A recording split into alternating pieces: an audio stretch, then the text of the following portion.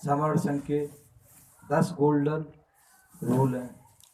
उनमें से मुझे आज संघ ने आदेश किया कि आप गोल्डन रूल 2 पे बोलेंगे। इसके साथ ही इस देश में,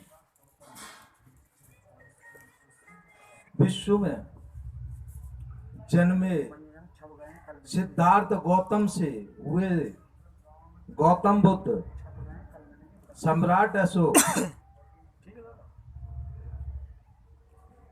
अनेकों महापुरुष और उन सबकी आत्मा को जीवित करते हुए डॉक्टर बी.आर. अम्बेडकर ने जो प्रण लेकर के हम आपको गूंगे बहरे वंचित सबको बोलने का हक अधिकार दे करके, देश को संविधान दे करके, महिलाओं को अधिकार दे करके, और उस अधिकार को जीवित करने के लिए मान्यवर काशीराम साहब ने भी प्रण लिया था। आजीवन अविवाहित रहने का भी उन्होंने ऐसा प्रण लिया था। आजीवन अविवाहित रहने का भी प्रण लिया था कि जबकि वो ए क्लास के ऑफिसर थे, ए क्लास के ऑफिसर थे। अगर आज हम देखते हैं कि मुझे बोलने के लिए कहा है चंदा, कभी नहीं। मैं महापुरुषों का नाम यूं ले रहा हूं कि ये हमारा मिशन है, धम्म चक्र है। ना तो धम्म चक्र रुकता है और ना ही बिखरता है। कभी कभी धम्म चक्र का पहिया थोड़ा सा नीचे होता है, अप डाउन होता रहता है। इसी तरीके से ये पूरा सिस्टम पूरे देश में चलता रहता है। अभी हमारे पूर्व उपासक जी ने विद्युत रूप से बताया था, चंदा कभी नहीं। चंदा ना तो महापुरुषों ने लिया था, ना चंदा देने का कहा। सहयोग के लिए तो उन्होंने कहा था। अब ये कहते हैं लोग बिना चंदे के कार्य नहीं होगा। ये भी सत्य है। ये भी मान सकते हैं कि सामाजिक चंदा कभी नहीं। सामाजिक कार्यकर्ता कहते हैं कि बिना चंदे के कार्यक्रम नहीं होगा। ऐसा भी बिल्कुल सही है। मगर देखने को मिल रहा है, हम इतने लोग बैठे हुए हैं, क्या ये चंदा से चल रहा है? ये सिस्टम बैठा हुआ है सामाजिक, क्या ये चंदा से चल रहा है? सामाजिक सिस्टम की बात करूंगा मैं। सामाजिक सिस्टम कभी चंदे से नहीं, केवल सहयोग से चलेगा। जब हमारी आपकी एक की भावना बन जाएंगी कि हमें सहयोग करना है समाज का, तो सामाजिक सिस्टम जरूर चलेगा। सामाजिक सिस्टम के लिए सहयोग क्या करना है? किसी से कहा चंदा न दे करके मुझे व्यवस्था बताओ, चंदा न दे करके व्यवस्था बताओ, उस व्यवस्था की व्यवस्था करना, यह है सामाजिक सहयोग। यहाँ क्योंकि जैसा समर संघ में बताया है कि समर संघ राजनीति कभी नहीं, तो हम राजनीति की बात तो यहाँ कोई करेगा ही नहीं, सिर्फ करेगा सामाजिक बात। क्योंकि सामाजिक एकता कब होगी? जब मेरी भावना बन जाएगी सहयोग की। अभी हमारी सहयोग की भावना इस चंदे से खत्म होती जा रही है। ये मैं नहीं कह रहा हूं, आज दिन पेपर में भी निकलता है। न जाने 29 लाख संगठन है, वो चंदे के खातिर भिन्न भिन्न लड़ाइयां होती हैं। मैंने देखा है ना, आपने भी देखा होगा। क्या ये सत्य है क्या सर? मैं पूछना जानना चाह रहा हूं कि चंदे के पीछे लड़ाइयां होती है समाज में कि नहीं होती है ना? तो चंदा क्यों देते हैं? सहयोग करो, क्योंकि सामाजिक कार्य चंदे से नहीं होगा, सामाजिक कार्य सहयोग से होगा। हम राजनीति नहीं कर रहे, हम कर रहे हैं सामाजिक कार्यक्रम। और जिस समाज की जड़ें मजबूत हो जाएंगी एक दूसरे के सहयोग से, तो चंदा की आवश्यकता नहीं पड़ेगी। जब मालूम है, इधर तो हम कहते हैं कि हमारी लड़ाई उनसे है, उन ताकतवर लोगों से। उन ताकतवर लोगों की बात ही क्यों करते हैं? हम अपने ताकतवर 85% लोगों की बात करें। जो 85% लोग हैं, अगर मानवर काशीराम साहब ने एक पत्रकार ने पूछा कि पैसे की जरूरत है कि मैं एक रात में मैं यानी 22 करोड़ रुपया एक रात में इकट्ठा कर दूंगा। पत्रकार औचक रह गया, ये कैसे कर सकते हो कि मेरे आबादी यहाँ पे देश में 22 करोड़ तो ऐसी की है, मैं एक रात में ऐलान करूंगा तो 22 करोड़ मेरे पास आ जाएगा। चंदा नहीं, सहयोग। अब हम क्या करते हैं, रसीद बुकों के माध्यम से हमने अपनी जड़ें कमजोर कर दी, हैं। 4 लोग इकट्ठे हुए, कोई सामाजिक संगठन बनाया, और सामाजिक संगठन बनाने के बाद में आपस में चंदे के पीछे लड़ाई हुई, और लड़ाई होकर के आपस में विघटन हुआ, क्योंकि लालच बुरी है। ना बुद्ध ने लालच किया, तथागत गौतम बुद्ध ने लालच किया होता तो राजपाट नहीं त्यागते। भाई वो तो स्वयं एक कितेर भूमिहार और यानी बहुत बड़े राजा के बेटे थे, मगर चिंता में निकले कि एक कमाता है एक खाता है, बैल कमा रहा है, मजदूर कमा रहा है, राजा खा रहा है, जैसा का अभी पूर्व वक्ता संतोष साकी जी ने बताया। तो ये सारी समस्या आज हम लोगों के लिए बहुत बड़ी समस्या आ चुकी है, और समस्या बहुत बड़ी नहीं है, और ये सारी जड़ है लालच। 29 लाख संगठनों को चंदा कौन दे रहा है? मेरा समाज दे रहा। 29 लाख संगठनों को चंदा दे रहा है, इसलिए आपकी सामाजिक जड़ें कमजोर हो चुकी हैं। क्योंकि देश में किसी भी व्यक्ति, जिस समाज की 3 चीज मजबूत होती हैं, वो समाज हमेशा शासक होगा। हम शासक क्यों नहीं बन पा रहे हैं? क्योंकि चंदा हमारा जाना है और सहयोग करना है सामाजिक लोगों का, तो हम सहयोग करें। अगर हम कोई चीज बना भी रहे हैं, हम कोई चीज पूछ भी रहे हैं, हम कार्यक्रम भी कर रहे हैं, तो इतने हम सक्षम लोग हो चुके हैं, कह दे भैया क्या है कि हमारे यहाँ आज कार्यक्रम है, आप दड़ी की व्यवस्था कर दो। 2 लोगों से कहते, 3 लोगों से कहते दड़ी पहुंचा दो। क्या जरूरी है मंच लगाना? सामाजिक कार्यों में लाखों रुपया खर्च, चंदा ही पे तो बोल रहा हूँ। मंच आगे है, मंच दूसरा पॉइंट है। जी जी जी जी, आप चंदा जी जी जी रखे अपना पॉइंट है। नहीं, मैं ये नहीं कह रहा हूँ मंच नहीं लगाना है, मैं मंचों पे पैसा खर्च करता है तो वो चंदे पे आता है, मैं चंदे पे बोल रहा हूँ सर। मंचों में जो पैसा खर्च होता है वो चंदे से होता है, तो वो चंदा नहीं, चंदा कभी नहीं। हमें सहयोग करना है। ऐसा कौन सा व्यक्ति है जो समाज का सहयोग नहीं करेगा? हम सहयोग के लिए, इसी में मानवर काशीराम साहब ने फिर कहा था, सामाजिक जैसे के कार्यक्रम के अनुसार धार्मिक सामाजिक किसी क्षेत्र में उसकी क्षेत्र की कार्यक्रम की पूर्ति की जाए। कार्यक्रम की आवश्यकता क्या है? कार्यक्रम की आवश्यकता क्यों है? क्योंकि सामाजिक जागरूक कार्यक्रम की आवश्यकता इसलिए कि सामाजिक चेतना और जागरूकता। जब तक कार्यक्रम नहीं होगा, जब तक सामाजिक और चेतना नहीं होगी तो हम समझ नहीं पाएंगे कि जैसे पूर्व वक्ता बता गए कि हमारा यहाँ देश में शासक और सब चीजों पर अधिकार हमारा था, उद्योग धंधे से लेके सारी चीजों पर। अति आवश्यकता, बुराइयां सामाजिक बात, चंदा सामाजिक बुराइयां की भागीदारी बन जाता है। मैंने देखा चंदे के पीछे कभी कभी कार्यक्रम में भी लड़ाई हो जाती है। कार्यक्रम चल रहा है और उधर बराबर में देखते हैं लठ चल रहा है, तो सामाजिक बुराई पैदा हो जाती है। तो सामाजिक बुराई चंदे से पैदा हो रही है, सामाजिक बुराई हमारी चंदे से पैदा हो रही है। और चंदा अगर किसी ने लिया किसी कार्यक्रम का,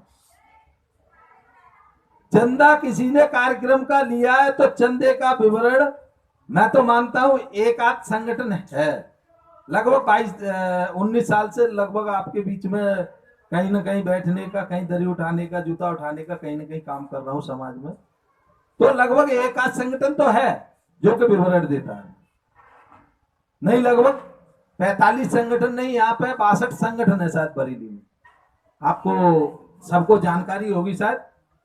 62-63 संगठन है बरेली के अंदर, और 62-63 जगह हमारी समाज बटा होगा तो हमारा क्या होगा? 62 जगह चंदा दोगे और 62 जगह चंदा दोगे तो उस समाज का उद्धार होगा? उस समाज का उद्धार नहीं हो सकता। अगर वास्तविकता है पे बैक टू सोसाइटी, बाबा साहब की बात को लोग लेकर के और सामाजिक संगठन बना करके चंदा मांगते हैं, पे बैक टू सोसाइटी बाबा साहब ने किसके लिए कहा था? बाबा साहब ने ये नहीं कहा था कि सामाजिक छोटा संगठन बना करके पे बैक टू सोसाइटी पे आ जाइएगा। पे बैक टू सोसाइटी उसके लिए कहा था कि इस देश की सत्ता हथिया लो, गुरु पर कुल्लू ले लो, जिससे नीचे बैठा हुआ आदमी है वो हमारा आगे आ जाए। पे बैक टू सोसाइटी, पे बैक टू सोसाइटी क्या करते हैं हम? बैठ गए, 4 लोगों की कमेटी बनाई और कमेटी बनाने के बाद उसका कार्यक्रम चालू, कार्यक्रम के बाद गए, भाई साहब इस समाज में रह रहे हो, समाज का हिस्सा दे दो। तुम नौकरी कर रहे हो, देखो क्यों नहीं? तो इससे मेरी समाज की जड़ बहुत कमजोर हो रही है। जहां जाना चाहिए पानी उस जगह पे जाना चाहिए जिससे समाज की जड़ें मजबूत हो और हम इस देश के हुक्मनामा सत्ता की चाबी आपके पास आए। और ये चंदा कभी नहीं, चंदा से कई चीजें पैदा हो रही हैं। सामाजिक संगठन में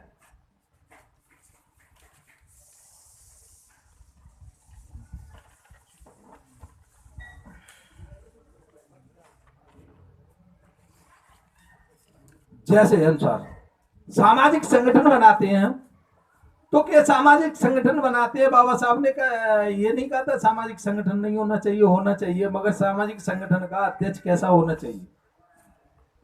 शीलवान होना चाहिए, चरित्रवान होना चाहिए, ज्ञानवान होना चाहिए, समाज के प्रति चिंतक होना चाहिए, समाज में संवेदना रखने वाला होना चाहिए। अब उसमें चरित्र तो है नहीं, चरित्र तो है नहीं, मगर संबंधी मेरा जरूर है, उसे अध्यक्ष जरूर बनाऊंगा। और सामाजिक संगठन का अध्यक्ष बना दिया, वो मेरा संबंधी है, कम से कम उसका घर तो चलेगा, ऐसा कहता है लोग, मैं नहीं कह रहा हूं, समाज में सुना है, उसका घर तो चल रहा है कम से कम। अरे समाज का पैसा न जाने कौन किस तरीके से अपना पैसा देता है और वो समाज में नहीं पहुंचता है, तो उससे हमारा समाज नीचे जा रहा है। मैं बामसेप का जिला अध्यक्ष 2 बार रहा। अगर मैं यहां खड़े दिल से कह रहा हूं, जिनने पैसा दिया वो मुझसे हिसाब लेने का हकदार है। जब हिसाब की बात आती है सामाजिक संगठन में तो कमेटियां भंग हो जाती है। मैं 2 बार रहा हूं यानी बामसेप का अध्यक्ष, जी चाहे जब जिसने पैसा दिया लिखित रूप से, जिसका पैसा आया, जिसका गया, कहां गया, किस में गया, किस मद में गया, सामाजिक संगठन चलाओ। कौन कह रहा है नहीं चलाओ? सामाजिक की जड़ें मजबूत होंगी तो यानी हमारा समाज मजबूत होगा। और चंदा से भिन्नता और कई हम भागों में बट रहे हैं, ऐसा कि संघ का कुछ इशारा भी आ रहा है, संघ का इशारा आ रहा है कि चंदे पे ही बोले, और थोड़ा सा संघ कह रहा है कि बाध्यता रखें, क्योंकि मैं नहीं चाहता हूं कि सहयोग ना लें, सहयोग सब लें, सहयोग लें और कार्यक्रम करें। और समाज की जागृति के लिए हर रोज कार्यक्रम होने चाहिए।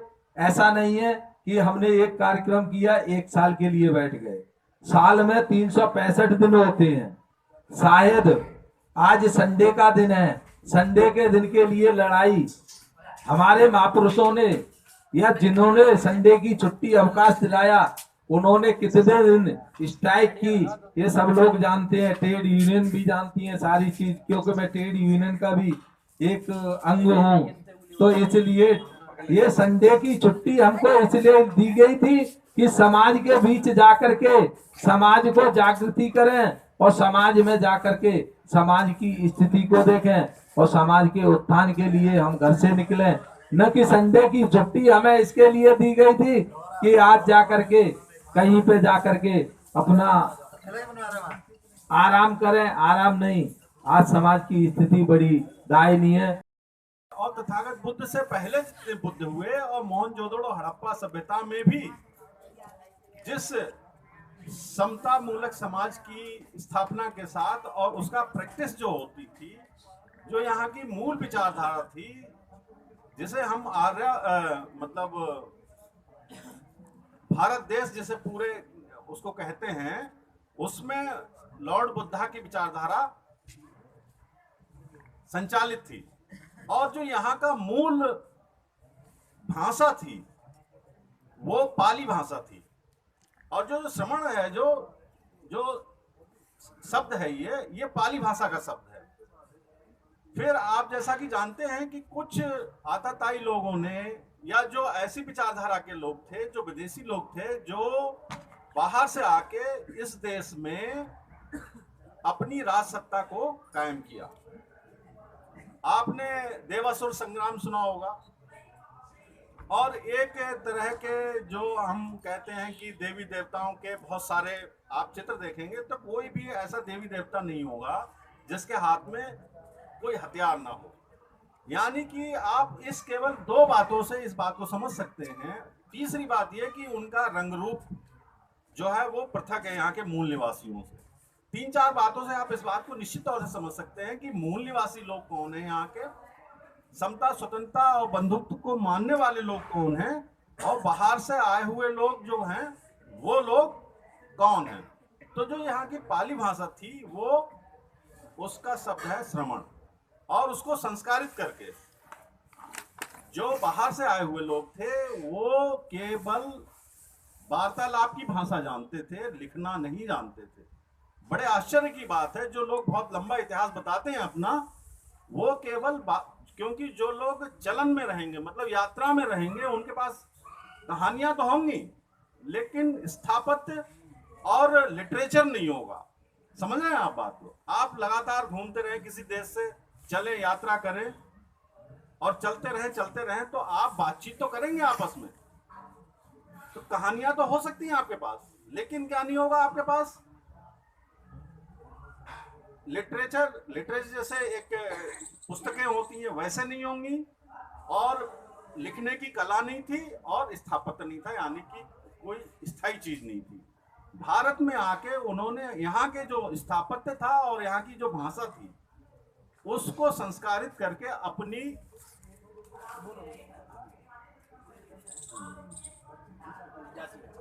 तो उसको संस्कारित करके यहाँ के स्थापत्य, धर्म और सबको उसको अपने कब्जे में लेकर, उसमें भी समय लगा। ये आश्चर्य की बात है कि आखिर बाहर से आए हुए 3% लोग यहाँ के मूल निवासी 97% लोगों को गुलाम कैसे बनाया। मूल बात अब यहाँ से शुरू होती है, जो जातीय अभ्यास की बात है। जातीय अभ्यास की बात की जो ये मैंने अपनी प्रस्तावना दी कि आखिर ये आश्चर्य की बात है कि 3% या 5% लोग 85% या 95% लोगों पर शासन कैसे करते हैं, या हम इस बात को कैसे कहते हैं कि हाँ यार 3% लोग हैं अब हम पे शासन कर रहे हैं। तो ये बात कभी कभी हास्यास्पद लगती है, लेकिन उसका एक रीजन ये है कि वो कौन सा यंत्र था। मैं समझता हूं आप बड़ा गहराई से समझेंगे इस बात को कि वो क्या सिस्टम था जिससे कि कम मात्रा के लोगों ने अधिक मात्रा के लोगों पर शासन किया। तो वहां पर आती है जाति। अब जाति का प्रश्न यहां पर खड़ा होता है। सबसे पहले जो हम श्रमण कहते हैं उसका विपरीत शब्द है बमण। बमण ये श्रमण शब्द संस्कृत में हो जाएगा श्रमण और बमण शब्द हो जाएगा ब्राह्मण। तो जो ब्राह्मण संस्कृति के लोग थे उन्होंने एक ऐसी व्यवस्था का इजाद किया कि यहाँ के मूल निवासियों को पृथक पृथक जातियों में बांटा सत्ता में आने के बाद। जैसे कि आपने बहुत से लोगों ने पढ़ा होगा क्रांति और प्रतिक्रांति। अंतिम मौर्य शासक बृहदत्त की हत्या के बाद पुण्यमित्र सिंह ब्राह्मण ने, उसके सेनापति ने इस व्यवस्था को बदल दिया और इस व्यवस्था में जातियों का इंपोज किया। आदमी कोई अपने आप गुलामी स्वीकार नहीं करता। जातियों को जब राज सत्ता किसी चीज को फोर्सफुली इंप्लीमेंट करती है तब वो चीजें अस्तित्व में आती हैं। ये बात हुई कि हाँ जातियां निर्मित हुई, पैदा हुई, और इससे भी एक भयानक चीज पैदा हुई, अस्पृश्यता। कि आखिर वो जातियों में समान भाव से रहने वाले लोग जातियों में कैसे बटे और उनमें अस्पृश्यता कैसे पैदा हुई।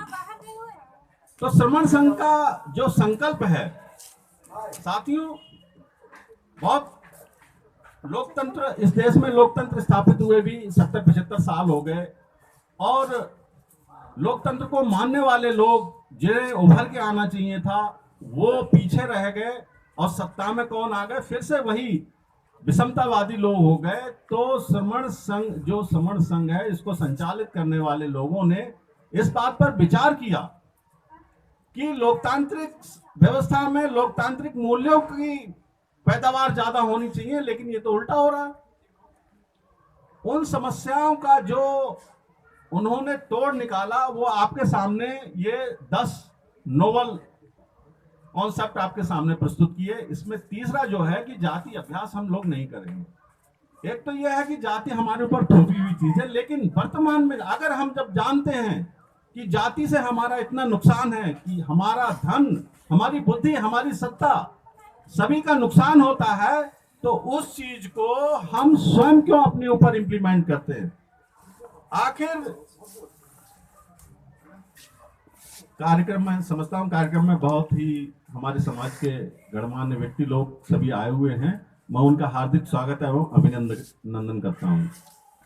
तो एक समस्या ये आती है कि किसी पे खराब चीज थोप दी जाए सत्ता के माध्यम से या उसके धर्म के माध्यम से। दो ही चीजें हैं, सत्ता के माध्यम से और धर्म के माध्यम से थोप दी जाए तो वो उसको ओढ़े रहता है। लेकिन आज जब आप पढ़े लिखे हैं और समाज में जागरूकता बहुत तेजी से बढ़ रही है, तो जो चीज हमारे लिए सबसे ज्यादा नुकसानदेह है कि हम स्वयं जातियों का अभ्यास करते हैं।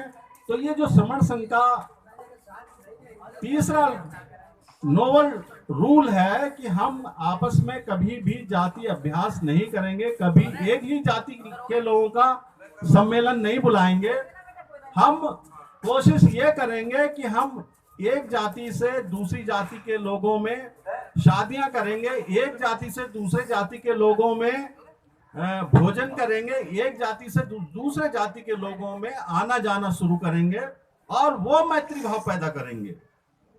वो मैत्री भाव पैदा करेंगे कि जिससे कि जो हमारा भेद है वो खत्म हो, और जाति अभ्यास नहीं करेंगे। ये हमारे 2500 साल में जो हमारे रक्त में चीज चली गई है, मैं समझ रहा हूँ काफी लंबा वक्तव्य हो रहा है, लेकिन पॉइंट भी बहुत इंपॉर्टेंट है। 2500 साल से जो अभ्यास हमारे रक्त में चला गया है, उस चीज को तोड़ने के लिए करना क्या है। बाबा साहब डॉक्टर भीमराव अंबेडकर ने एनालिसिस ऑफ कास्ट में इस बात को लिखा है कि बहुत से लोग इस बात को मानते हैं कि जाति, एक जाति से दूसरी जाति में अगर विवाह करेंगे तो जाति व्यवस्था खत्म होगी। बात ये नहीं है। अगर आप एक जाति, 6,000 से भी ज्यादा जातियां हैं, मैं समझता हूं 6,000 से ज्यादा पेशे नहीं होंगे। कहते हैं ना, पेशों के आधार पर जातियों का बांटा हुआ है कि कोई बढ़ई बढ़ई मतलब लकड़ी का काम करता है तो बढ़ई है, कोई अगर लोहे का काम करता है तो लोहार है। तो मैं समझता हूं कितने भी विकसित समाज हो, कितने भी इतिहास में 6,000 पेशे नहीं रहे होंगे। वो हुआ क्या है कि एक जाति ने अगर दूसरी जाति से विवाह किया है तो एक तीसरी जाति बन जाती है। इसका एक बहुत सिस्टम बनाया ब्राह्मणी व्यवस्था ने, अनुलोम विवाह और प्रतिलोम विवाह। उनके शास्त्र में जिसको उच्च जाति माना जाता है और जिसको नीची जाति माना जाता है, उसका एकदम बहुत सिस्टम बनाया कि ऊंची जाति का अगर कोई व्यक्ति नीची जाति की महिला से शादी कर लेगा तो उसकी एक तीसरी जाति होगी। तो आपको इस बात को समझना पड़ेगा कि ये जो जातियों का जाल बना, वो सत्ता में रहते हुए विषमतावादी लोगों ने उसको इस तरीके से डेवलप किया कि, और धर्म के आधार पर इस तरह डेवलप किया कि हम आज तक उसको नहीं तोड़ पाए। अल्टीमेटली बात ये उठती है, आखिर इस बात को तोड़ा कैसे जाए। तो एक तो अब बाबा साहब अम्बेडकर ने जो बातें सजेस्ट की और लोग करते हैं कि हाँ, शादियां भी करनी चाहिए, सहभोज भी करना चाहिए। सबसे पहले इस बात को सीखो कि जो रक्त के आधार पर, जेनेटिक्स के आधार पर व्यक्तियों के शरीर में कोई अंतर नहीं है। कोई ये कहता है कि हमारा उच्च रक्त है और कोई कहता है हमारा निम्न रक्त है, ये बिल्कुल अनसाइंटिफिक बात है। दूसरी बात, इसकी जड़ें कहां पर हैं? इसकी जड़ें हैं जो धर्मशास्त्र हैं। आपको ज्यादा से ज्यादा इस बात को आप सोचना समझना पड़ेगा। जितने आप धर्मशास्त्र को पढ़ेंगे और उसकी बेवकूफी बातों को आप देखेंगे कि अरे इनका तो कोई हमारे जीवन में उपयोग नहीं है। मतलब ये चीजें जो आती हैं, हम किस अज्ञान के कारण इस जाति का अभ्यास करते हैं, वो धार्मिक अज्ञानता के कारण हम जाति का अभ्यास करते हैं। तो मैं समझता हूं अगर आप इस बात को समझेंगे और श्रमण संघ में आएंगे और ज्ञान की बातों को सुनेंगे, सभी विद्वानों की बातों को सुनेंगे, तो इस बात को महसूस करेंगे कि हमारी ताकत इस बात में है कि हम जाति अभ्यास ना करें, सहभोज करें, सभाएं करें, और जो चीजें धार्मिक तौर पे हमारे अवैज्ञानिक चीजें हमारे ऊपर थोप दी गई हैं, उन चीजों को अपने ज्ञान से हटाएंगे और वैज्ञानिक विचारधारा को अपने आप में शामिल करेंगे। जातिवाद को खत्म करने का एक यही तरीका है। और सबसे बड़ी बात, ये हम संकल्प लेंगे कि हम श्रमण संघ में शामिल होकर जातियों का अभ्यास नहीं करेंगे। जब भी संभव होगा, अगर हमारा बच्चा है, चाहे लड़की हो चाहे लड़का हो, और सुइटेबल, उतना ही सुइटेबल बच्चा अगर किसी जाति में, चाहे वो ओबीसी में हो चाहे एससी में हो, उनका आपस में विवाह संबंध करेंगे। ऐसा संकल्प लेंगे तो हम एक समता मूलक समाज की स्थापना करने में कामयाब होंगे। इसके साथ ही मैं अपनी बात को समाप्त करता हूं। जय भीम, जय भारत, संगम महाराज। सबसे पहले इस समण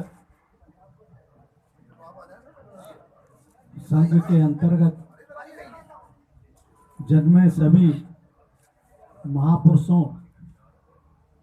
संतों, गुरुओं, तथागत बुद्ध और बाबा साहब अम्बेडकर, ज्योतिबा फुले, सावित्रीबाई फुले और हजारों ऐसे संत हुए हैं जो इस संघ में ही रहे हैं, समण संघ के अंतर्गत रहे हैं। हालांकि पहले से हमको भी नहीं पता था समण संघ के बारे में, और जब हम जुड़े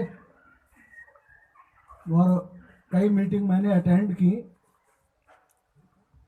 सबसे पहले मैंने रामपुर में अटेंड की, फिर मैंने संकिसा में अटेंड की, फिर बरेली में हमारे इंस्पेक्टर साहब के यहाँ अटेंड की, और आज यहाँ पर आपके बीच पहुँचा हूँ। तो हालांकि बहुजन समाज की बात पर बहुत बहुत बड़ी बात कहने वाले लेकिन समण संघ,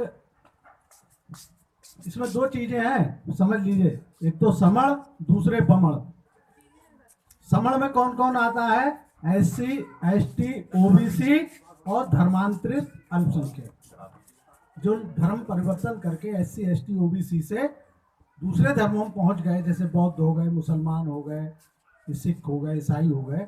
उन लोगों के साथ SC, ST, OBC और धर्मांतरित अल्पसंख्यक, ये सभी लोग समण हैं। भले ही चाहे आज यहाँ पर हमारे बीच में ये आसपास लोग बैठे हैं अपने घरों के अंदर, वो सब समण हैं, लेकिन वो जानते नहीं हैं, केवल जानते नहीं, इसलिए वो हमारे साथ नहीं है, यहाँ पर सुनने को नहीं है। लेकिन आने वाले समय में आपके लिए बहुत बड़ी संख्या में, क्योंकि इस समण संघ से करोड़ों लोग जुड़ चुके हैं। इस समय रोजाना ऑनलाइन आपको मीटिंग चल रही है, आप लोग ऑनलाइन जुड़ सकते हैं। किताब मेरे पास है, वो भी आप ले सकते हैं। अब मुझे केवल आदेश हुआ संघवाद पर बोलने का। तथागत बुद्ध के समय में संघवाद था, उससे पहले 27 बुद्ध और हुए, जिनका कोई रिकॉर्ड उपलब्ध नहीं है। लेकिन तथागत बुद्ध से के समय से समण संघ का इतिहास मिलता है। जो शाक्य संघ था, उसने तथागत बुद्ध के लिए निष्कासित कर दिया था। हालांकि वो चाहते तो, वो एक राजा के पुत्र थे, उनको नहीं मतलब निकाला जा सकता था, लेकिन संघ का आदेश था। अब संघ में चाहे वो राजा हो या नीचे का व्यक्ति, रंक हो, बिल्कुल निम्न स्तर का व्यक्ति हो, सभी समान है। मैं आदेश के अनुसार यहाँ बोलने आया तो मुझे कुर्सी दे दी गई, वरना मेरा स्थान नीचे था। उन लोगों के लिए तो कुर्सी दी जाती है जो किसी वजह से परेशान है, बैठ नहीं सकते हैं। लेकिन समानता का अर्थ यही है कि सभी लोग एक साथ बैठे। तो संघवाद वहीं से शुरू हुआ, तथागत बुद्ध के जमाने से। और वो संघ था शाक्य संघ। और उसके बाद में जब तक कितने भी हमारे सम्राट हुए, चाहे सम्राट अशोक हो, सम्राट कनिष्क हो, सम्राट हर्षवर्धन हो, और भी जो भोजन समाज के जो सम्राट हुए हैं, जब तक संघवाद रहा तब तक हम लोग सत्ता पर काबिज रहे। सत्ता उन्हीं लोगों के हाथ में थी जो समण लोग थे, जो समता को मानने वाले लोग थे। समण से मतलब समता को मानने वाले लोग। और जब यहां से भारत के अंदर से जब संघवाद खत्म हुआ, संघवाद को उखाड़ फेंका गया। उखाड़ ऐसे ही नहीं दिया गया छल और कपट से। इनके बमणों के खून में, रक्त में इनके छल और कपट है, और बिना छल के, कपट के इनकी सत्ता आज तक नहीं आई है। आप पूरा इतिहास उठाकर देख सकते हैं। तो जब संघ टूटा, मनुस्मृति बनी। मनुस्मृति बनने के बाद जातिवाद पैदा हुआ, और जातिवाद इस तरह से पैदा हुआ कि आप द्रविड़ और आर्य संघर्ष जब उठाकर देखते हैं तो उस समय द्रविड़ कौन लोग थे? सब समण थे। आर्य कौन लोग थे? जो विदेश से आए थे।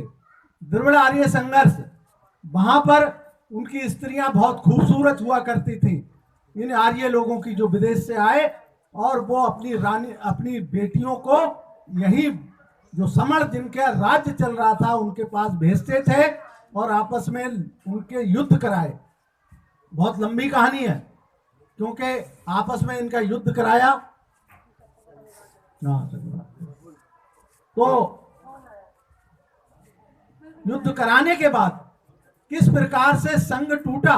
संघ तभी टूटा कि जब यहां से हमारा राज्य खत्म हुए। जब हमारे जो समणों के राज्य थे वो सारे के सारे खत्म हो गए और बमणों का उस पर कब्जा हो गया। और आज संघ स्थिति में नहीं है। आज आप देख रहे हैं हमारे ऊपर जो हमारे समण लोग हैं, हालांकि हम समझ नहीं पा रहे हैं, जो घरों में बैठे हैं, SC ST OBC और धर्मांतरित अल्पसंख्यक सभी लोग आज क्यों परेशान हैं? केवल संघवाद ना होने की वजह से। अगर आज संघ के अंतर्गत हम सब लोग जुड़ जाएं, अगर हम समण संघ के साथ जुड़ जाएं, तो किसी की ये क्या मतलब जो है कोई ये अपना हौसला कर सकता है कि हमें किसी मामले में पराजित कर दे? जिसकी सबसे बड़ी जनसंख्या भारत के अंदर हो, जो सबसे ज्यादा शक्तिशाली लोग हों, उनके लिए कोई पराजित कर सकता है? नहीं कर सकता है। तो आज हम लोग अब है क्या, अब ये संघवाद, क्योंकि इधर संघवाद से हटकर लोगों ने संगठन बना लिए। अब संगठन बन गए, अब हजारों की लाखों की तादाद में संगठन है। बाबा साहब ने कहा था कि पे बैक टू सोसाइटी, तो पे बैक टू सोसाइटी का मतलब ये नहीं कि आप धन देते रहे उनके लिए। पे बैक टू सोसाइटी का मतलब है आप समाज की हौसला अफजाई भी कर सकते हैं। आप उनके बीच जाकर जो रास्ते से भटक गए हैं उनके लिए समझाया जा सकता है कि किस प्रकार से आप हमारे सही रास्ते पर आएंगे, कैसे हम संघवाद के रास्ते पर आ सकते हैं। तो ये उनको समझाना भी सबसे बड़ी बात है।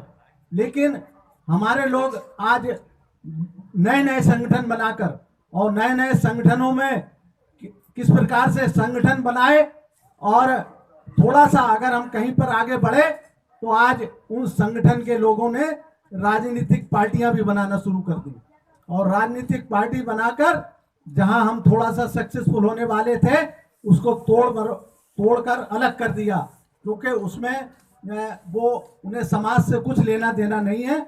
उनको केवल लेना देना है तो अपने से, उनका भला कहां पर हो रहा है। तो ये केवल संघवाद ना होने की वजह से है।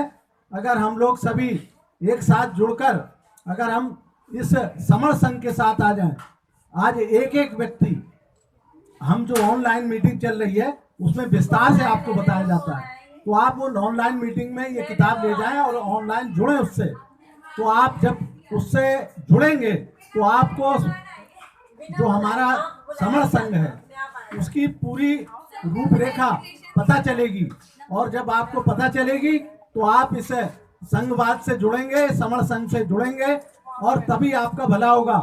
संघ दूसरा भी है, बमणों का संघ, जिसे के RSS कहा जाता है आज के जमाने में, उसको RSS। तो भारत के अंदर दो ही संघ हैं, एक बमणों का संघ और एक समणों का संघ।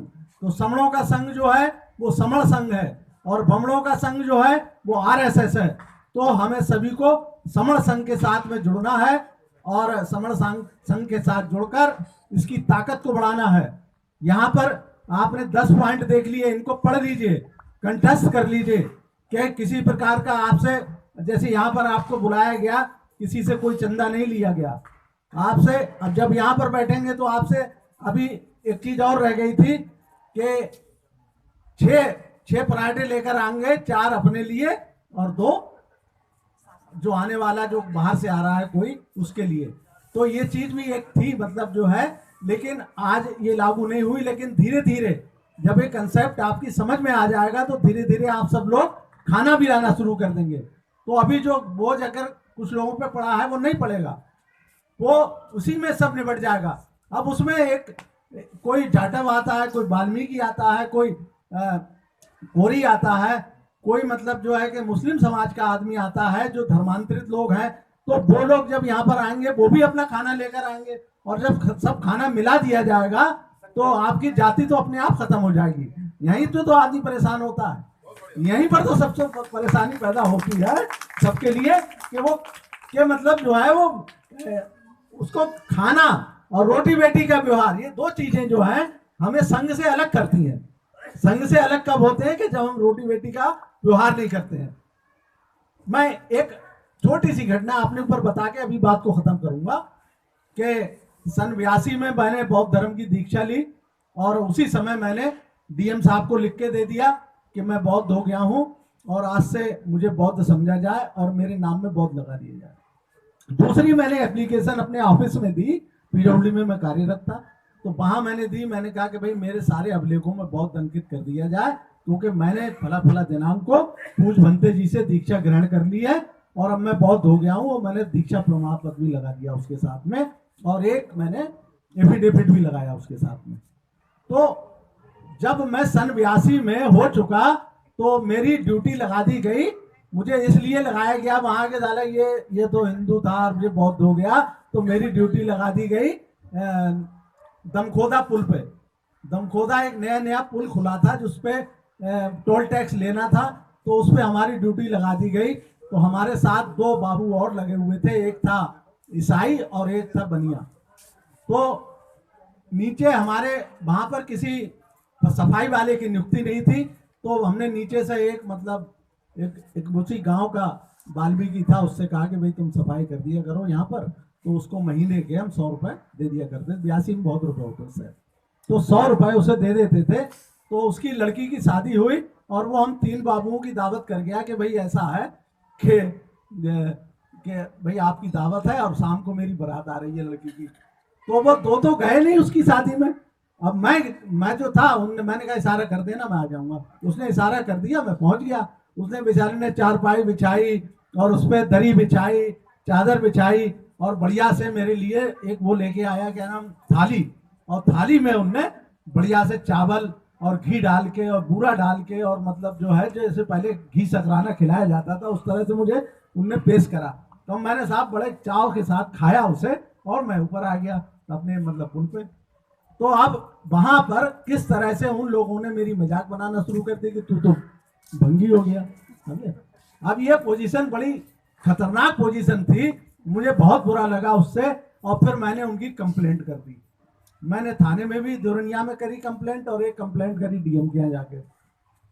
तो आप ये समझिए कि उस समय वो जो बाबू था जिनने ये फैलाई थी वो था बनिया, तो उसके खिलाफ कार्रवाई होने को थी थाने में। रतिराम जी एक हमारे जो हमारे संचालन करता हैं, इनके ससुर साहब वो वहीं पर थे उस समय कार्यरत। तो मैंने रतिराम जी से कहा, मैंने कहा रतिराम हमारे मोहल्ले में किराए पर रहते थे हजियापुर में। तो मैंने उनसे कहा कि भाई देखो यार ऐसे ऐसे हमारे खिलाफ हो रहा है। अरे बोले ऐसी कम तैसी सालों की। तो उन्होंने तुरंत जो है वो दरोगा जी को कहा, हमारी एप्लीकेशन पहुंची हुई थी, उसे पकड़ लिया एक दिन रिचा रोड पे पकड़ लिया और उससे कहा कि भाई तुम्हें दरोगा जी ने बुलाया। अब तो उसकी हवा खराब। तो वो 7-8 दिन ड्यूटी नहीं आया और ऑफिस में उसकी बीवी ने और उसके भाई ने अफसर के पैर पकड़ लिए जाकर। और मतलब जो है जब पैर पकड़ लिए तो मतलब जो है कि उनने एक असिस्टेंट इंजीनियर को और 5-6 जूनियर इंजीनियर को थाने भेजा और थाने भेज के 800 रुपए दिए। तो मेरी बात खत्म होने वाली है। तो 800 रुपए दिए तो वो उसमें पता उनने क्या लगाया, एफआर लगी जब उसमें, तो ये लिखा गया कि जिस तारीख में इन्होंने कंप्लेंट की है अपने प्रति, और वो देवी सिंह अशोक साहब यहीं पर थे डीआईजी साहब, उन्हीं ने लिखवाई थी वो बात। तो उसके बाद में ये हुआ कि उसमें 800 रुपए देने पे ये लगाया गया कि भाई जिस तारीख में इन्होंने कंप्लेंट की है उस तारीख में ये दीक्षा ले चुके हैं और ये बौद्ध हैं, इसलिए इन पर ये धारा लागू नहीं होती है। हालांकि वो धारा लागू होती थी, अशोक साहब ने मुझे बताया, बोले धारा लागू होती है, लेकिन फिर भी उन्होंने कहा कि 800 पड़ गए यही बहुत अच्छा। तो मैं ये कहता हूं कि सबसे बड़ी बात है इस जातिवाद को खत्म करना। जब तक जातिवाद खत्म नहीं करेंगे सब जुड़ेंगे नहीं जुड़ेंगे। आप समझ लीजिए, जातिवाद को सबसे पहले खत्म करना है और यही खत्म होते ही संघवाद लागू हो जाएगा। और ये हम लोग जो हैं यहाँ पर जो आज थोड़े से लोग बैठे हैं, ये हमारा कारवां बहुत लंबे समय तक चलेगा और सभी लोग जुड़ जाएंगे। और आप समझिए कि लाखों करोड़ों की तादाद में लोग अभी जुड़ चुके हैं। तो इसी के साथ मैं अपनी बात को समाप्त करता हूँ। संघं नमामि, संघं नमामि, संघं नमामि। महत्वपूर्ण सर्वर संघ की मैं पहली मीटिंग तो मैंने बहुत देर में अटेंड की थी। आज पहली मीटिंग है, यहाँ पे तमाम बिंदु हैं आपके सामने। महत्वपूर्ण ये है कि इस देश में एक क्रांति होनी चाहिए और क्रांति का जरिया क्या हो। निश्चित रूप से सर्वर संघ में लग रहा है कि इस देश में क्रांति होगी। पहली क्रांति तो जो पहली क्रांति बुद्ध के समय में हुई, दूसरी क्रांति बाबा साहब डॉक्टर अम्बेडकर ने की, तीसरी क्रांति शायद सर्वर संघ द्वारा होगी। मेरा टॉपिक है पद प्रतिष्ठा मंच माला नहीं। पहले एक बात बता दूं, इसमें एक पॉइंट आया था, चंदा कभी नहीं। बाबा साहब अम्बेडकर ने कहा था पे बैक टू सोसाइटी। पे बैक टू सोसाइटी का मतलब ये है कि जैसे मैं मेडिकल ऑफिसर हूँ, मैं समाज के किसी व्यक्ति को उठाऊं, अपने जैसा बनाऊं। मेरे बच्चे कॉन्वेंट में पढ़ रहे हैं तो मैं किसी समाज के बच्चे को उठाऊं, उसको भी कॉन्वेंट करता हूं। ये है सशक्तिकरण, ये है पे बैक टू सोसाइटी। पे बैक टू सोसाइटी ये नहीं है मैंने चंदा दे दिया, ये मैं अपने पॉइंट पे आ जाऊंगा। मैंने चंदा दे दिया, मुझे बुलाया गया, मंच पे बैठा दिया गया, माला पहना दी गई और मुझे विशिष्ट बना दिया गया। ठीक है, होता क्या है समाज में, लगभग मैं यहाँ बैठा हूँ, मैं आपसे बात कर रहा हूँ, मैं जितना जानता हूँ हो सकता है नीचे बैठे लोग उससे भी ज़्यादा जानते हैं। पद प्रतिष्ठा मंच से दूरी बढ़ती है और फ्रैक्शन भी होते हैं। हम तो काम कर रहे हैं, तमाम समस्याएं हो रही है इससे, तो हमने तो कोशिश की कि मंचें हटा दिए जाएं। पद क्या है, जैसे मैं मेडिकल ऑफिसर हूँ, निश्चित रूप से अपनी कुर्सी पे मैं मेडिकल ऑफिसर हूँ, अपने अस्पताल में मेडिकल ऑफिसर हूँ। प्रतिष्ठा क्या है, शहर में सब जानते हैं, अभी सर ने बताया मेरे बारे में, ये मेरी प्रतिष्ठा है। मंच क्या, कोई मंच बना हो उस पर बैठा दिया जाए। माला क्या, स्वागत किया जाएगा, माला बेस्ट लगाते हैं, ये सब चीज़। लेकिन आज मैं एक सामाजिक कार्यक्रम में हूँ, आप और मैं समान है, आप मेरे भाई हैं। आज ना मेरा कोई पद है, ना कोई प्रतिष्ठा है, ना मुझे किसी माला की जरूरत है। ठीक है, मालाओं के बारे में बता दूं, मालाएं अधिकतर ट्रेड यूनियनों में पहनाई जाती है, वहाँ पे ये सब नहीं रखे जाते, तस्वीरें वगैरह नहीं होती हैं, तो वो अपने उनका नेता जो आता है तो माला मंगा लेते हैं, हमारे ये हैं, इस क्षेत्र के, उस क्षेत्र के हैं, ये वहाँ ये मालाएं पहनाई जाती है। कहीं कहीं हम लोगों ने भी इसको शुरू कर दिया, लेकिन ये सब गलत है। आप किसी को विशिष्ट बनाते हैं, यदि ये माला और ये मंच ना हो तो निश्चित रूप से समाज में एक रूपता लाने में बहुत महत्वपूर्ण रहेगा। व्यक्ति का पद हमारे समाज में अधिकतर SC OBC में क्या है, जब तक आदमी पद पे रहता है तो वो सामाजिक संगठनों में जाता ही नहीं है, सामाजिक कार्यों में जाता ही नहीं है, उसका इन्वॉल्वमेंट बहुत कम रहेगा। जब वो रिटायर होता है तो उसका वो जो पद वाला प्रतिष्ठा खत्म हो जाती है। अब क्या करें, अब वो चलता है समाज। अब उसकी समस्या वही है, वो समाज वो रहता है उस समय, तो यहाँ क्या करेगा, पैसा देगा, चंदा देगा, और मुझे आप गेस्ट बनाओ, मंच पे बैठाओ। तो लोग करते भी हैं, क्योंकि मजबूरी भी है भाई, पैसे की कमी है, जो पैसा देता है कार्यक्रम होते हैं और मंच सस्ता है और उसको बैठा लिया जाता है। लेकिन वहीं पे कहीं ना कहीं एक कुंठा भी होती है कि एक आदमी काम कर रहा लगातार, उसको आप वो सम्मान नहीं दे रहे हो, और एक नया आदमी आया जिसने आपको पैसा दिया, उसको आपको मंच पे बैठा दिया। इस कुंठाओं को खत्म करना है, इस समानता को लाना है, इसलिए ये सब चीजें छोड़नी पड़ेंगी। मैं अपने ऑफिस में जो भी हूँ वो यहाँ नहीं, मेरी प्रतिष्ठा जो भी है एक इस कार्यक्रम में नहीं, ना मंच ना माला ना मंच माला नहीं होंगी, निश्चित रूप से समाज को जोड़ने में बड़ा ही महत्वपूर्ण होगा। एक चीज और भी होती है, मंच माला में लोग जातिगत भी देखने लगते हैं, इस जाति का आदमी सम्मानित हुआ, हम नहीं हुए, हमारी जाति का नहीं।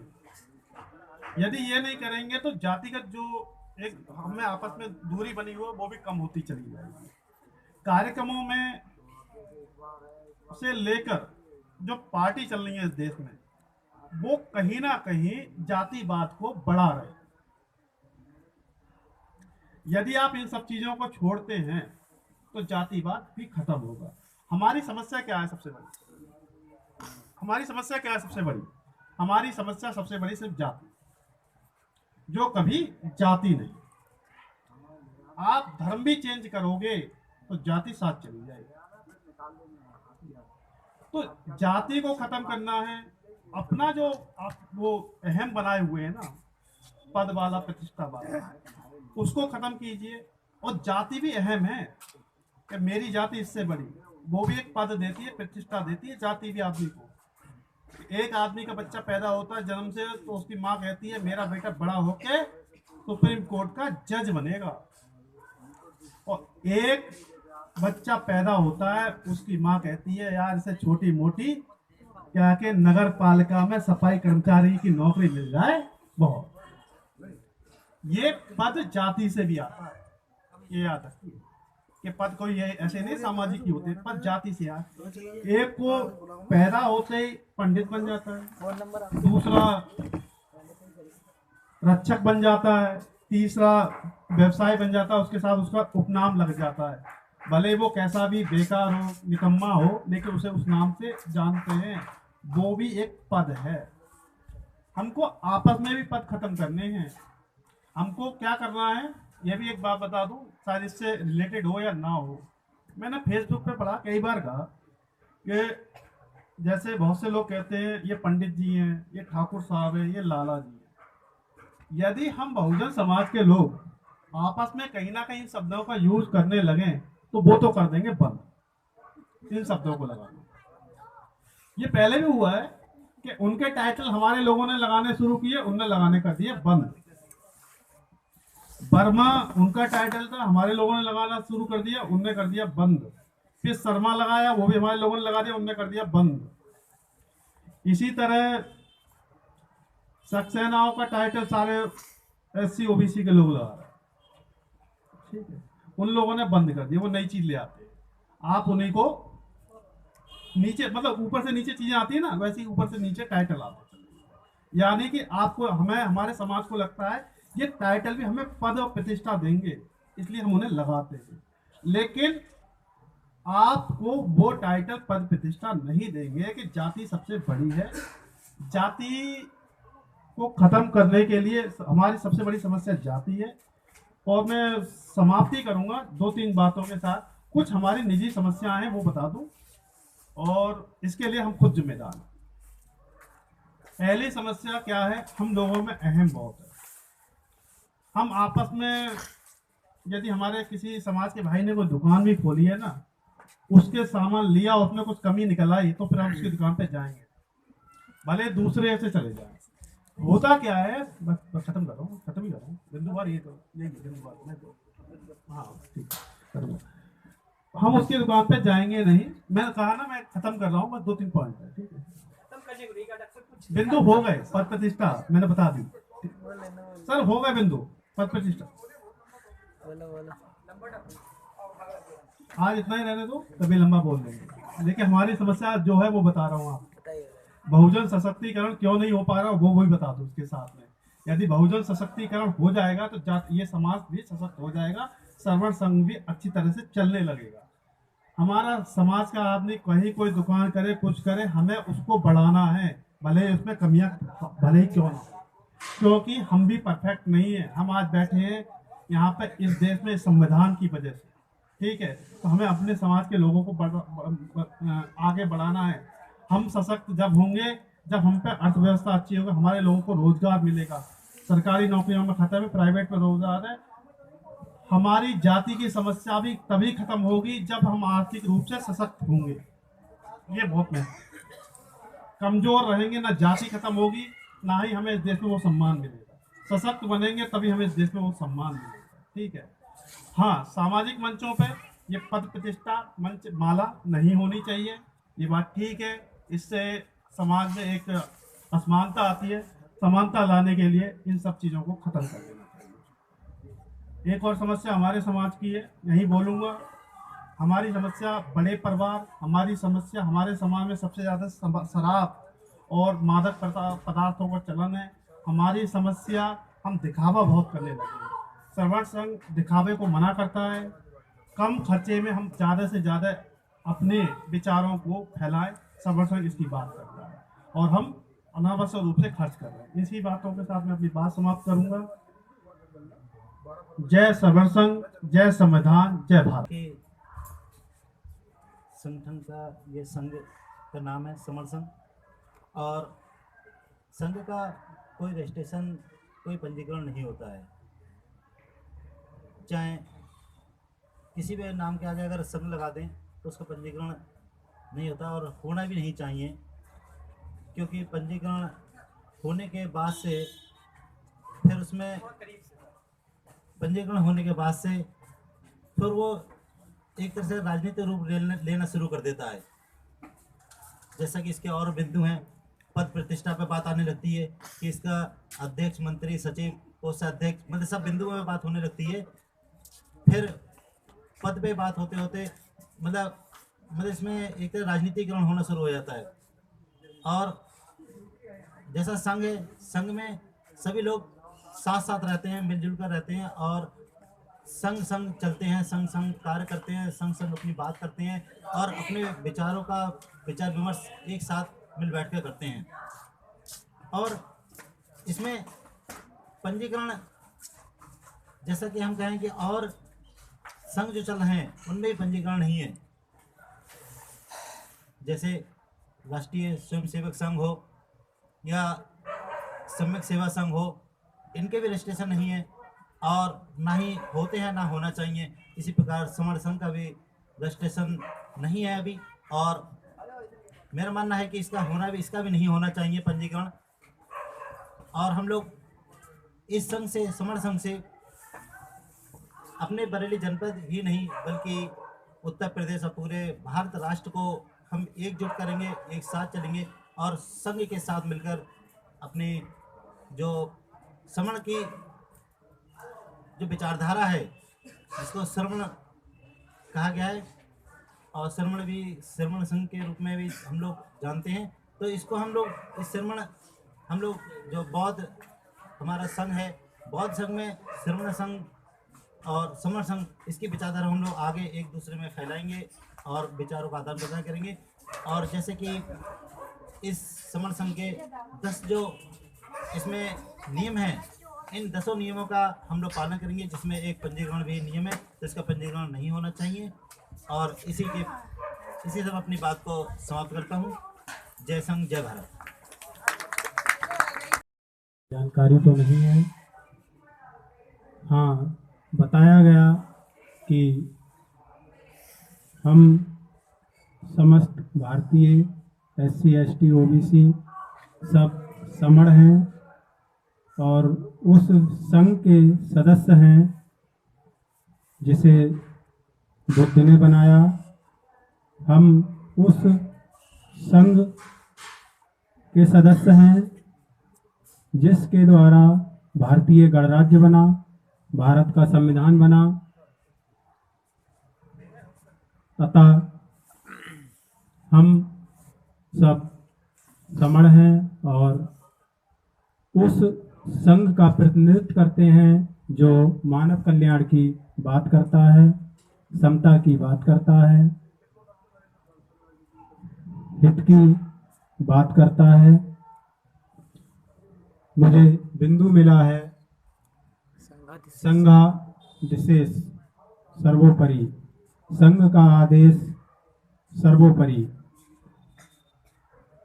कोई भी डिसीजन, कोई भी निर्णय लिया जाता है तो उसमें संघ निर्माण उत्तम माना जाता है। हम जब अपने परिवार में रहते हैं तो परिवार में भी जब कोई कार्य करना होता है तो अपने परिवार के सदस्यों में आपस में चर्चा की जाती है और बहुमत हासिल किया जाता है कि कौन सा कार्य होना चाहिए, कौन सा कार्य नहीं होना चाहिए, कौन सा कार्य मानव कल्याण में होगा, कौन सा कार्य मानव हित में नहीं होगा।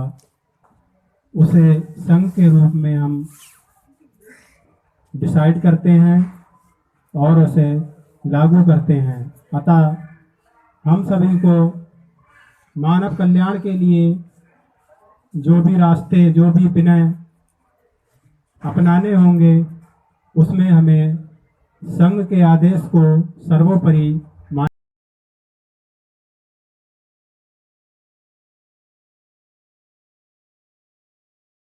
मुझे ये प्रेरणा मिली और प्रूफ के तौर पे मुझे सामने आम जैसे भाई प्रैक्टिकल होता है उस तरीके से साथ में मुझे जो समर संघ में जुड़ने की जो सिखाया गया, बताया गया, समर संघ क्या है, समर कौन होते हैं, क्या करते हैं, इनका कार्य क्या है और आपको भी जुड़ने के बाद क्या मिलेगा, क्या करेंगे। मेन पॉइंट मैं अपनी तरफ से ये बोलना चाहूँगी कि हम महिलाएं हैं और मेरी जो साथ की सभी बहनें महिला हैं वो इसमें जितना जुड़ेंगी, एक तो उनको बोलने का हौसला मिलेगा। जो बाबा साहब के संविधान के बारे में भी सब बताया जाता है, समर तो आप बता ही रहे हैं, पूरी व्याख्या देते हैं क्योंकि कुछ महिलाएं जो पढ़ी लिखी नहीं है वो ज्यादा नहीं समझ पाती, लेकिन उनको भी अगर आप सामाजिक तौर से जागृत करना चाहें तो वो ये बहुत अच्छा रहेगा, क्योंकि हमारी महिलाओं को सब कुछ मालूम होना चाहिए। ज्यादा से ज्यादा उनकी संख्या होती है, दूर नहीं जा पाती हैं। अगर आपके माध्यम से यहाँ एकत्रित हैं तो उनको भी ये संदेश मिलना चाहिए कि हमें क्या करना है, कैसे बोलना है, ये क्या है, ये आपकी क्या सिखाया जाता है, क्या बोला जाता है। समर संघ में हमें जो देखने को मिला वो समानता का अधिकार। अच्छा लगा कि आपकी समर संघ में सभी को समान अधिकार है, बोलने का भी, बैठने का भी, कहने का भी। आपने स्वतंत्रता जो दी है वो मुझे बहुत अच्छा लगा, और मैं इसी के साथ जय भीम, नमो बुद्धाय।